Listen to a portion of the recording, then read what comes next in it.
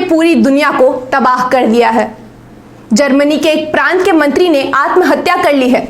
वहीं विश्व की सबसे ताकतवर देश में 1.5 लाख से ज्यादा लोगों को कोरोना ने बीमार कर दिया है। भारत में 29 लोग अपने जान से हाथ धो बैठे हैं। 130 करोड़ आबादी वाले पूरे देश को 21 दिनों के लिए बंद कर दिया गया है। जरूरी सेवाएं और वस्तुओं की आपूर्ति को छोड़कर सभी कुछ बंद है। ऐसी स्थिति में भारत की सबसे बड़ी अदालत को भी कई बड़े फैसले लेने पड़े हैं। सुप्रीम कोर्ट में सभी कामकाज बंद है। उसकी परिसर को सील कर दिया गया है, पर सुप्रीम कोर्ट अर्जेंट मैटर पर सुनवाई कर रही है। और हमारे इस प्रोग्राम का मकसद ही यही है, पूरी स्थिति को समझना कि अर्जेंट मैटर किसे कहते हैं और जब अदालत बंद है तो सुनवाई कहां और कैसे हो रही है।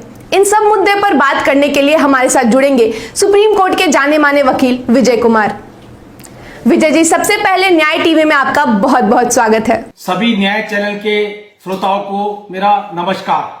विजय जी, मैं सबसे पहले आपसे जानना चाहूंगी कि सुप्रीम कोर्ट ने लॉकडाउन के मद्देनजर क्या फैसले लिए हैं। आज दुनिया कोरोना वायरस यानी कोविड-19 बीमारी से एक गृह युद्ध लड़ रही है और आज सारी दुनिया इससे ग्रस्त है।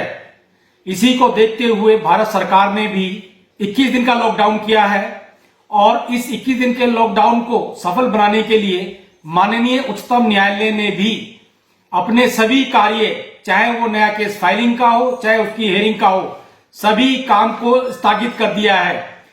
विजय जी, मैं जानना चाहूंगी, अगर कोई इमरजेंसी केसेस आते हैं तो उसकी सुनवाई कैसे होगी। सुप्रीम कोर्ट ने ये बड़ा क्लियर कहा है कि कोई अर्जेंट मैटर अगर आते हैं या कोई emergency cases in the interest of PIL public interest litigation में आते हैं तो उनकी सुनवाई और फाइलिंग ई फाइलिंग के थ्रू और वीडियो कॉन्फ्रेंसिंग के थ्रू उनकी सुनवाई होगी।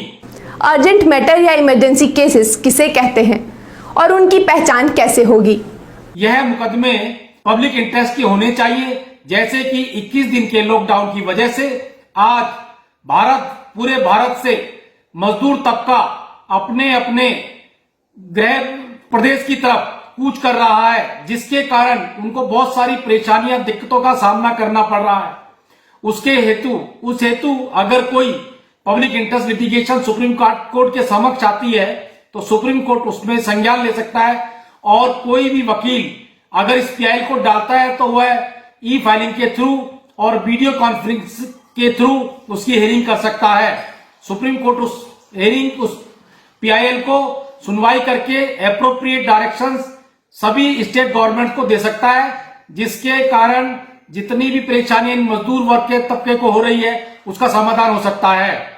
इसी को ध्यान में रखते और इसी तरीके की पिटीशंस भी सुप्रीम कोर्ट में आ सकती हैं, जिनका सुप्रीम कोर्ट संज्ञान ले सकता है। यह 21 दिन में यही काम सुप्रीम कोर्ट में होगा।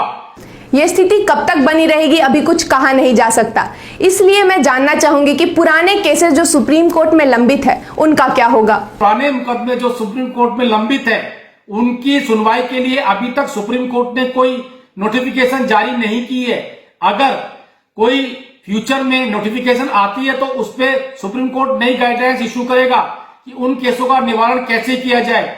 अगर उन केसों में भी अगर कुछ अर्जेंसी का मैटर अगर सुप्रीम कोर्ट को दिखता है तो सुप्रीम कोर्ट उन पे सुनवाई कर सकता है, लेकिन ये सुनवाई और फाइलिंग ई फाइलिंग के थ्रू होगी और वीडियो कॉन्फ्रेंसिंग के थ्रू उसकी सुनवाई होगी। मैं उम्मीद करती हूँ कि विजय कुमार के द्वारा दी गई जानकारियां आपके काम आएगी। चलते चलते मैं आपको कहूंगी कि अपने आप को और समाज को सुरक्षित रखें, घर में ही रहे और बने रहे न्याय टीवी पर। ऐसी महत्वपूर्ण जानकारी हम आप तक पहुंचाते रहेंगे। नमस्कार। बने रहे न्यायtv.com पर।